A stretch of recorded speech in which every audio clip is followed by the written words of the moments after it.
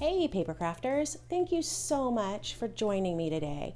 I love that you took the time to pop by my channel, check out the video that I've got going, and hopefully stay and poke around a little bit.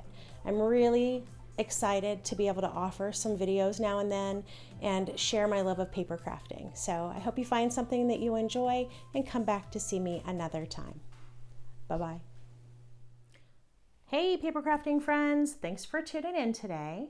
Today I'm going to be sharing with you a layout that I'm going to create using the June 2021 Kiwi Club Kit called Enjoy the Journey. I know that we're going to have at least one more video in our collaboration this month, so make sure you follow the link in my description box so you can see Jody's video. A lot of people are busy this summer traveling, so I know our collaboration has dropped off a bit, but we're still excited to share with you what we've done. So don't forget to leave a comment on the video so that you can be entered into a template giveaway. So if you comment on my video and you comment on Jody's, you're going to have a pretty good chance because, like I said, this month's going to be pretty slow. So alrighty, this is the color palette that I'm going to be working with today. I was able to pull all the pages I needed just straight out of the Kiwi Club Kit. So I've got this beautiful red that says like travel, wander, pit stop. It's got all kinds of really cool words on it. I'm going to be using these two dark blue pieces as my backgrounds this time. Then I've got this almost, it's kind of a deep yellow, yellow-orange kind of color, just with a little bit of design texture on it. And then actually the back side of it is this little bit off-white with a really pale cream or yellow line going through it, kind of a grid pattern. Okay, so I think these go together well.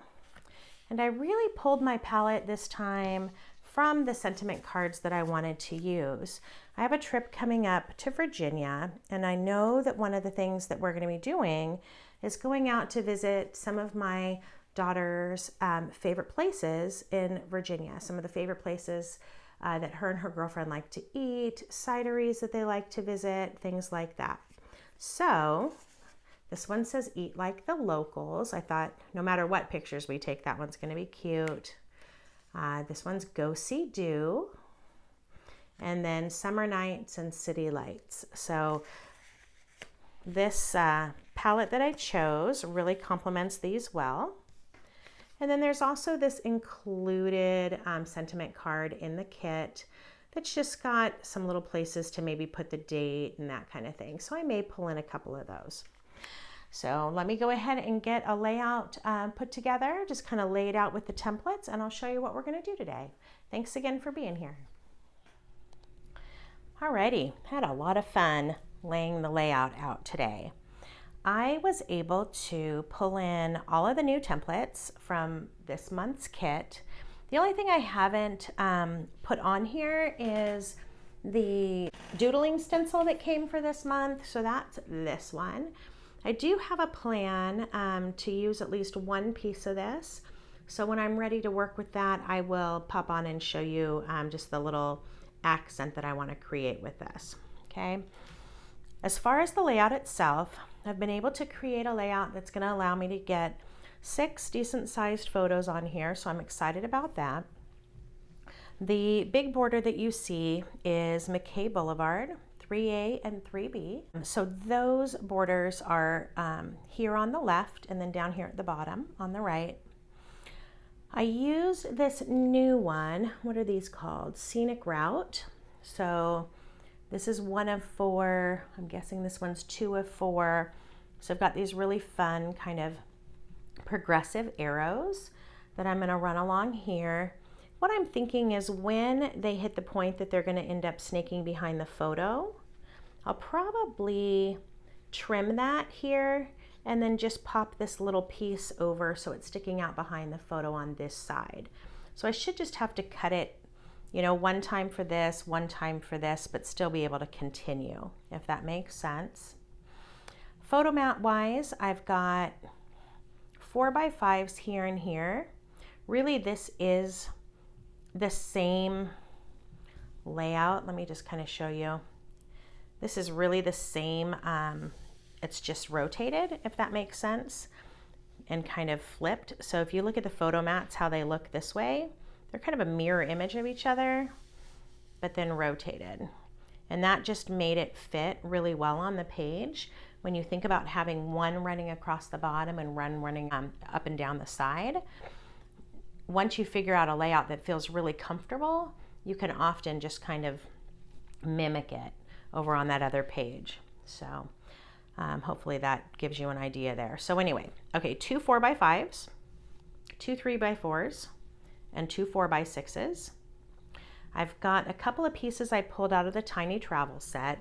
So I thought this little arrow would be a fun little accent here. This is Tiny Travel 7T. And then this is Tiny Travel 3T. And these little tags that came with this month's club kit coordinate perfectly with this template. So I figure maybe this one that says like date place on here is the one that's going to coordinate really well. So we'll see. That's kind of what I had in mind. I've got Tiny Notations 8T. I really love this shape. It works really well with a lot of the sentiment cards. And I'm just looking forward to having that little pop right here. And then this is Tiny Tags 1T. And this one just looks fabulous, kind of tucked under the edge of a photo. So that's going to work out really well there. This large template, this is one of the new ones. This is Scenic Route number 3. And so this is going to be kind of a title, and I'm going to need to piece it a little bit to use the sentiment card that I want to use. So I'll show you my process when I start to work on that. So this is the basic idea for this month's layout. So I hope this gives you an idea of something that you could do pretty easily and have a place to jump from. I am going to start making some paper choices, and I will pop back on and share those with you, especially as there's any interesting cutting things that I come across where I want to kind of talk you through it. So thanks again for being here today. When you go to trace these scenic route arrows, you've definitely got a good way to lay this out, like a better way and a not so great way. So I wanted to show this to you real quick. I did trace this so that there was a little bit of room at the bottom, and that's just because I'd like to create a scrap that I might end up using for something else. Okay, so I went ahead and laid this one. I just scooted it up a bit, traced it as is, and then I scooted it down and just finished off the row so that I've got another extra little piece here that I can use for this project or for a later one. Okay. And then when you go to trace the other, if you flip it over this way, you can line those right up next to each other, okay? And then just trace that top side. And then I did the same thing. I just scooted it down a bit and finished it off to the edge. So that just gives me an option of using it as a 12-inch piece if I want, or just creating a little scrap so that I'm just not leaving myself with some weird pieces left over. So that's just my tip for those.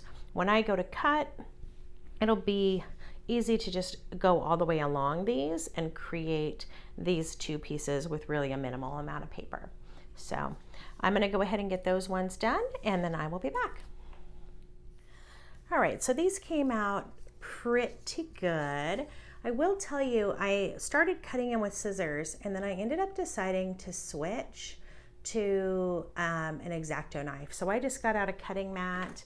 I've got a nice sharp X-Acto knife, and I was able to just kind of cut all of this angle first. So I went on these diagonal lines first, then rotated my paper and did the straight ones.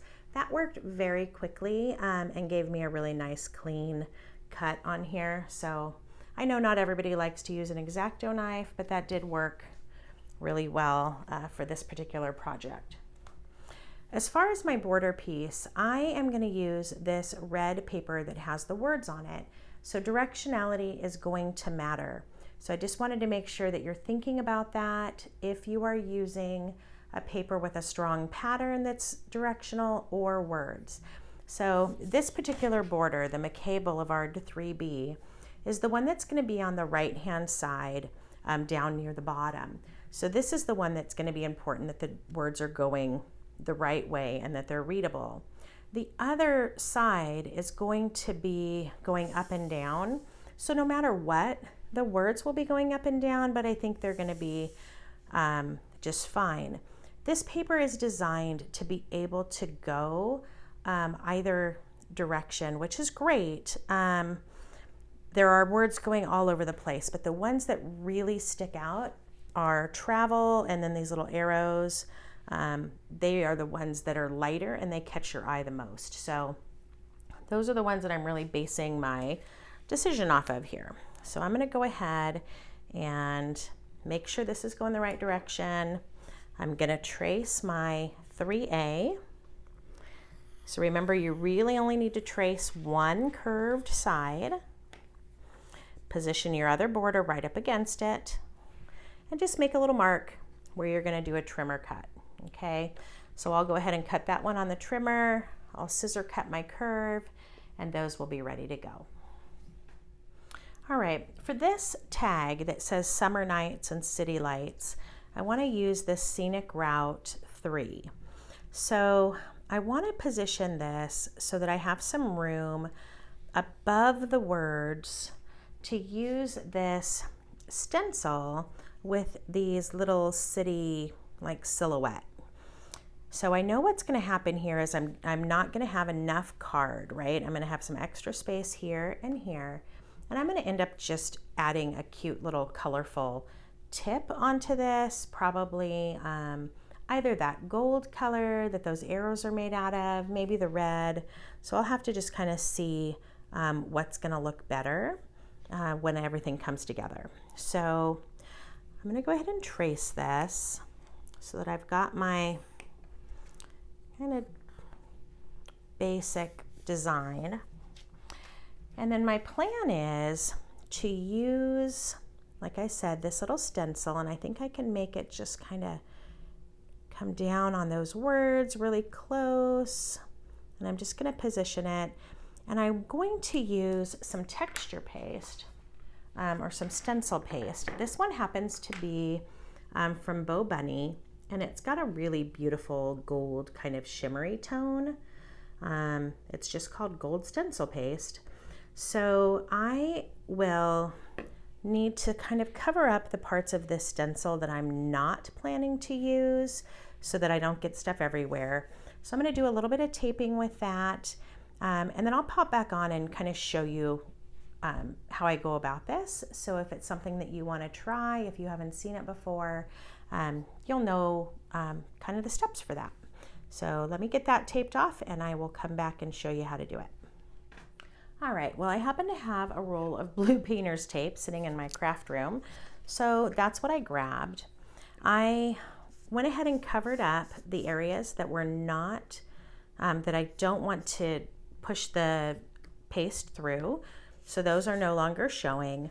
I made the city skyline a tiny bit shorter than it was on the stencil, just so it kind of fits better with the words. And I'm just going to go ahead and open this up. So what I'm using is something called a palette knife. I have seen these in lots of different places from lots of different companies. What I'm getting rid of is it just seems to be really kind of yucky, stuck with the top. So anyway, so these palette knives are sold in lots of places.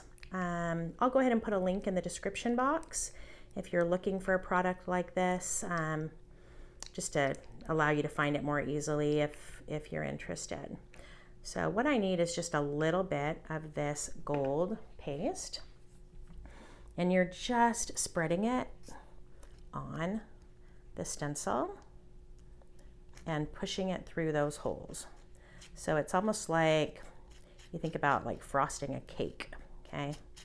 So you get some, make sure that it's getting into those spaces, and you just kind of wipe off the excess. It's not, I don't know, it's not a perfect science, I guess, This is definitely one of those kind of mixed media techniques that some people love and other people hate, because you might get messy. So if you're somebody that's not comfortable, I would recommend trying it anyway and see if you like it. But of course, not every technique is for every person. So what I'm going to do here is pull this up, and it is just the painter's tape, so it should come off easily. And I'm going to peel that stencil away, and I'll show you what got left behind. So can you see that gold city kind of skyline? And that will dry and just be a really beautiful accent on there with a tiny bit of texture. Now, could you do that just with a pen? Absolutely.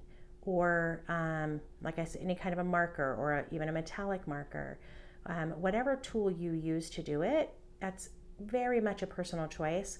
I just love this kind of shiny look of this, and I'm happy with how that turned out, so crisp and pretty. So let me go get this washed off, and I'll come back, and I think we're just about ready to start putting things together. This needs to dry before I do anything else with it. So this will be the last piece that we come back to complete and accent and put on the page.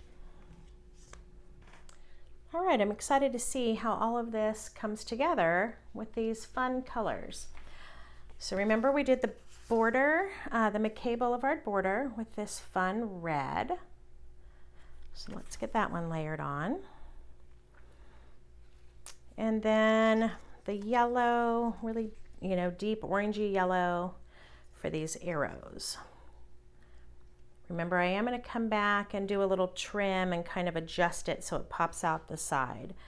But I will be doing that after we just get a feel for the whole thing. So photo mats I did with the kind of creamy side. This is what's on the flip. Okay.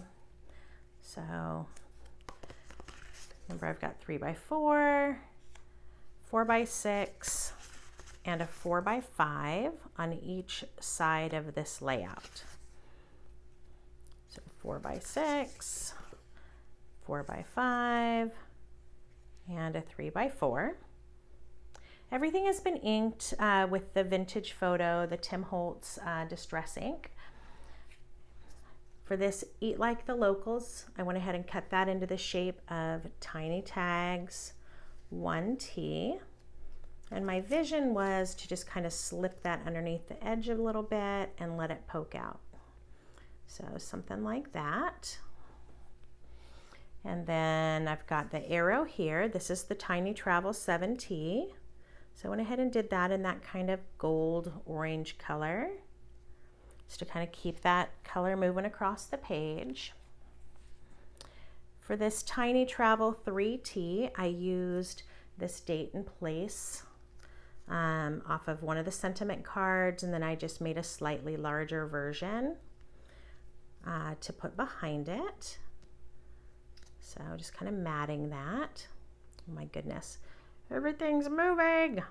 All right, and then for the Go See Do, I cut it into the shape of Tiny Notations 8T. Same thing, I made a slightly larger version of it to mat it. Okay. So this one I definitely felt like needed the matting for sure. Because it was red and going on red, I wanted to go ahead and just outline that and give it a little better chance to show up. And then I'm going to pop that up on some dimensional foam tape as well. Okay, so the only thing that's really left is this Summer Nights and City Lights piece.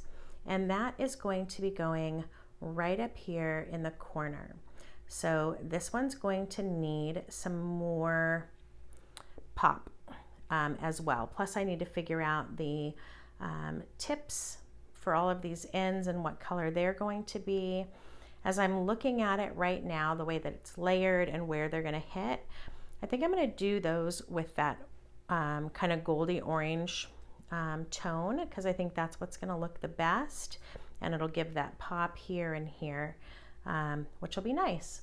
So take a look, of course, at the very end of the video. You'll be able to see everything put together and and elevated and everything taped down. I will show you in just a second how I'm going to figure out the sizing for these pieces that I'm going to be adding on. I'm still messing with this really as little as possible because it is potentially still wet and I just don't want to make any mistakes here. So I am going to just bring this paper here. And I know that I need enough to make this tip, but I also want to make sure that I have enough to anchor it to the design. So that gives me the tip that I need, okay?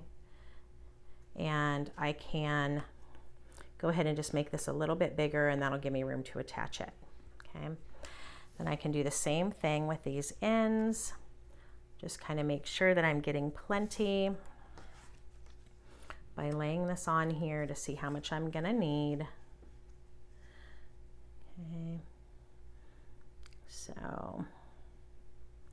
I just want to make sure I have enough extra. So, whoop, so that looks good.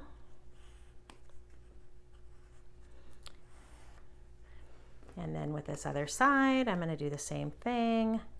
Just see how far back it needs to come and then make sure that I'm leaving myself plenty of extra space to attach it. Okay. So yeah, that's that's way more than enough. Let me try that one more time. All right. Okay, so I'll go ahead and get those pieces cut and attached onto this. That'll just kind of give it a fun design, I think. I might do a little stripe on there or something, we'll see, just to dress it up. But that's the general idea. So hope that helps this month. So I hope you enjoyed it. Please don't forget to leave a comment. That's how you get entered into the drawing. And I appreciate the time that you took to spend with me today. I just value that time that you're taking out of your day to hang out and see what I've got going on. So take care of yourselves, and I hope you're having a great day, whatever else you're doing. Bye-bye.